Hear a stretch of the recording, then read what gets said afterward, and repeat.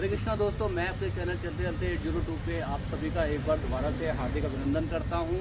कैमरे की आंखों के सामने से मैं सुभाष चंद्र झा और कैमरे के पीछे से मेरे सहयोगी अनिल दुपारे।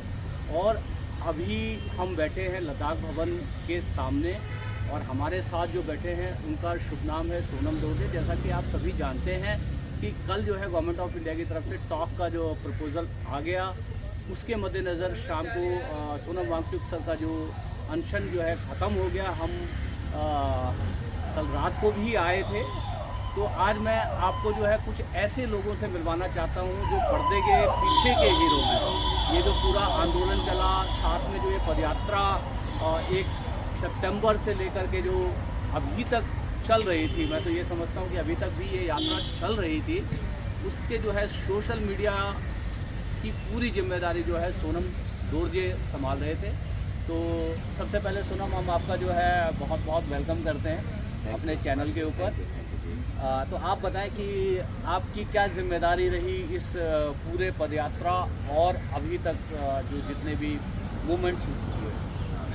Thank you Subhash ji. पहले तो इस पूरा सोशल मीडिया को सिर्फ मैं नहीं, मेरे टीममेट्स भी थे, जैसे मेरे साथ सोफिया बिजलन और कई लोग थे जो मुझे हेल्प कर रहे थे यात्रा में।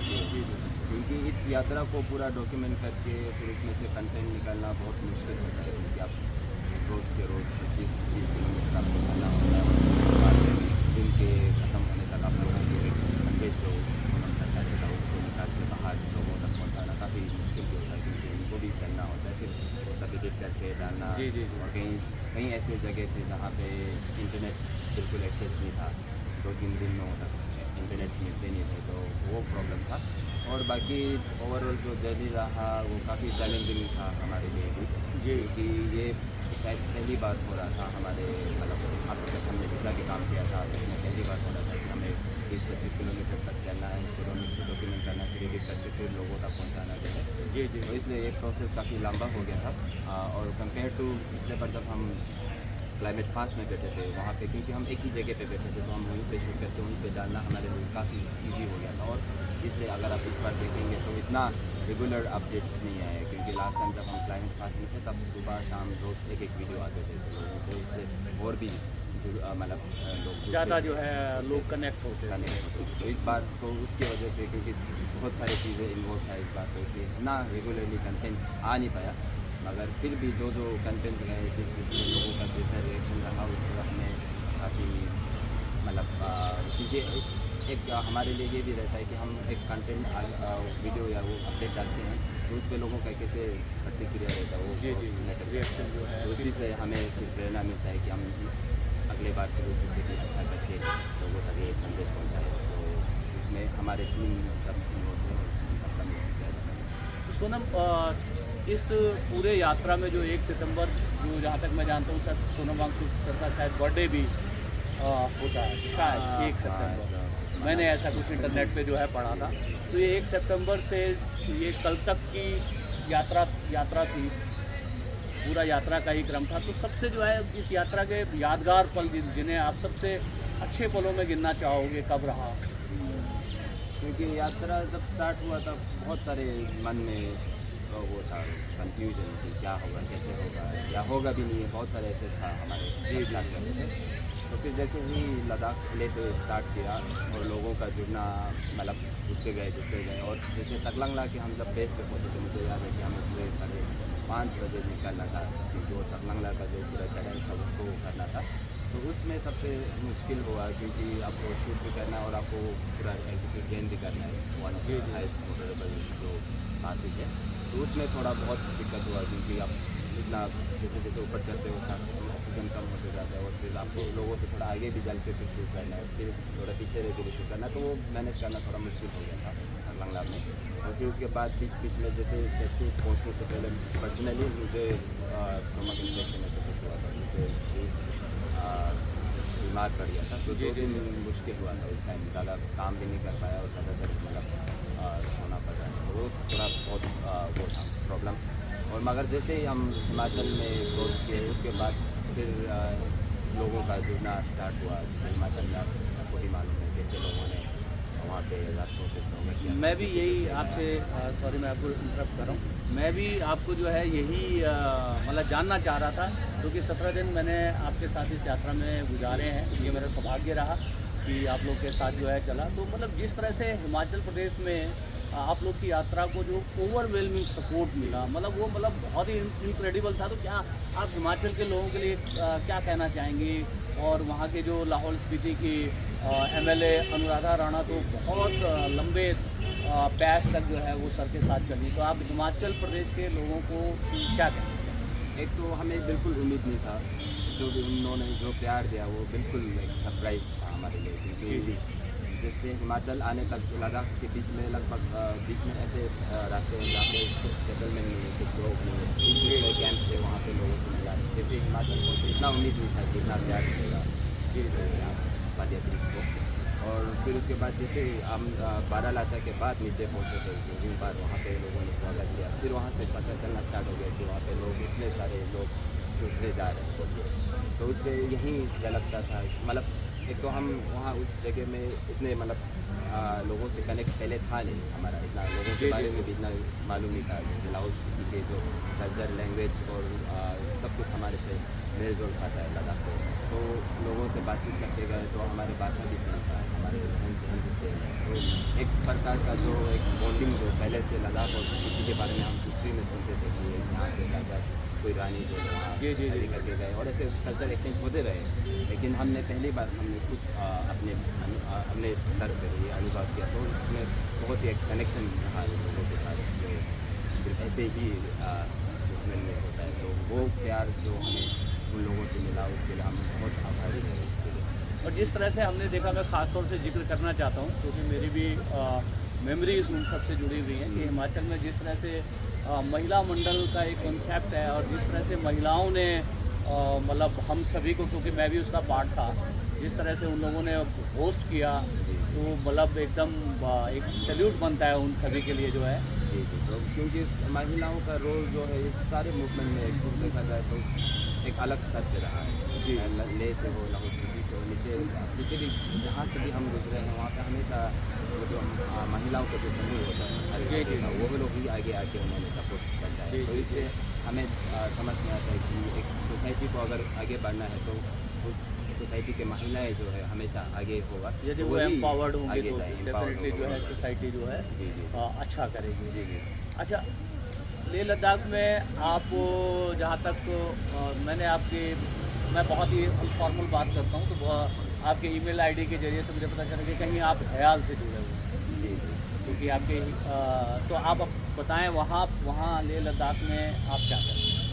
तो लेह लद्दाख में मैं हयाल में एक मतलब उनके साथ असलम सर के साथ काम करता हूँ, उनके चैनल्स पे वीडियो डालना काम करते हैं। और जैसे जैसे हयाल में अलग अलग जो हमारे प्रोजेक्ट्स होते हैं उनको डॉक्यूमेंट करना, उनमें से कोई कंटेंट करना, तो मेन काम हमारा यही रहता है। और बाकी तो ज़्यादातर हमेशा मतलब हमारा कुछ न कुछ नया होते रहता है, इवेंट चलते रहते हैं, तो उनको करते रहते हैं। तो मेन वही काम। अच्छा सोनम, अंत में जो है कि कल हमने देखा कि गवर्नमेंट ऑफ इंडिया की तरफ से टॉक्स जो है रिज्यूम होने का जो है प्रपोजल आया, तो अब आगे कैसे देखते हैं आप? कितनी उम्मीदें बनती हैं, क्या कितनी आशा भरी निगाह से आप और समूचा लेह लद्दाख और कारगिल का क्षेत्र? जी, निगाह तो वही है कि हम जब निकले थे तब एक होप लेके निकले थे, और बीच में जब यहाँ पहुँचे कुछ नहीं हो रहा था, मतलब कोई रिप्लाई या कोई भी, यहाँ पर लोग 15-16 दिन तक पहुँच रहे थे, फिर भी कुछ रिएक्शन नहीं आ रहा था, तब थोड़ा होप लूज होने वाला था। लेकिन जैसे कल शाम को फिर से वो NHA की तरफ से जो एश्योरेंस मिला हमें, तो इसकी वजह से हमें एक बार फिर से मतलब स्पेशली लद्दाख के लोगों और हम जो टीम थे उनमें भी थोड़ा एक नया ऊर्जा आया है, नया होप आया है। और इस मतलब ऐसा नहीं है कि इससे शेड्यूल एकदम से मिल जाएगा जी, मगर उस प्रक्रिया उस प्रोसेस में एटलीस्ट एक नया मतलब स्टेप शुरुआत हुआ है।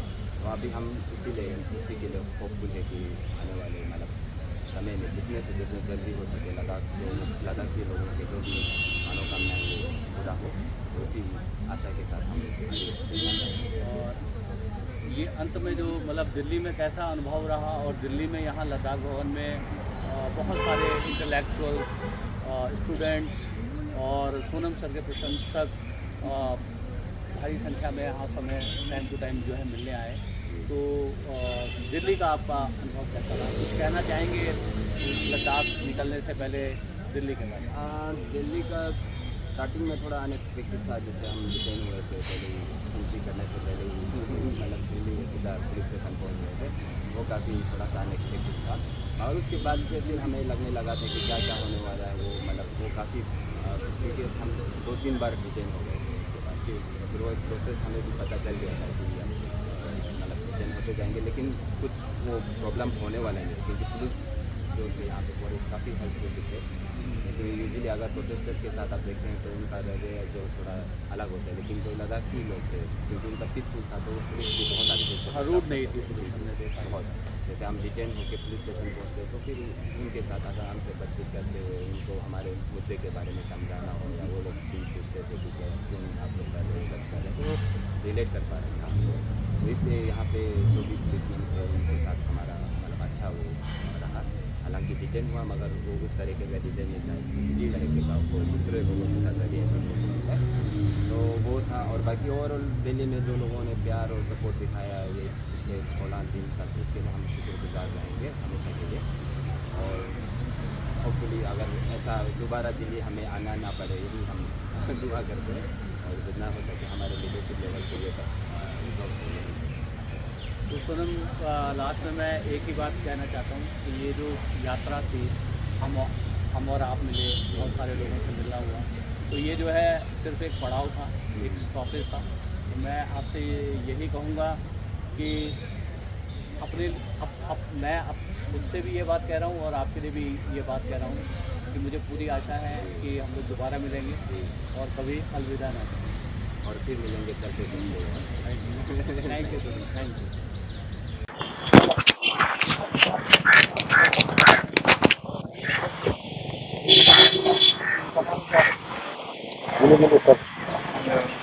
Good morning, sir. How's your health? Good. How do you feel now? After the game? It's not an interview, just a friendly chat. Hello, ठीक है सर। That's the government.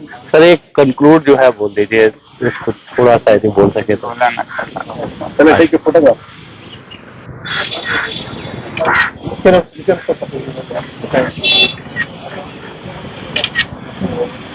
आ जाओ, आ जाओ। I'm not. जिसकी mobile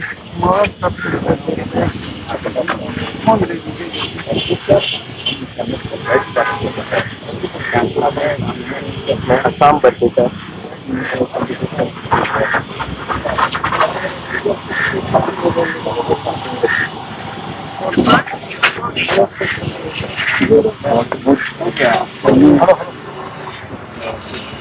गाड़ी आ रही है, सामने से गाड़ी आ रही है।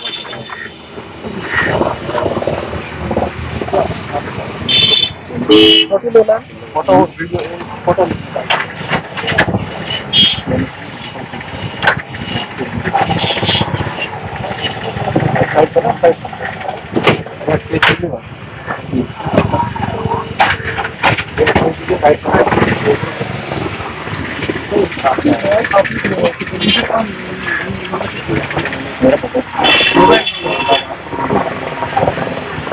थोड़ा सा आगे हट जाइए ना, तो वो बेचारा इतनी उम्मीद से लेके आया है, वो तो ही नहीं आएगा तो।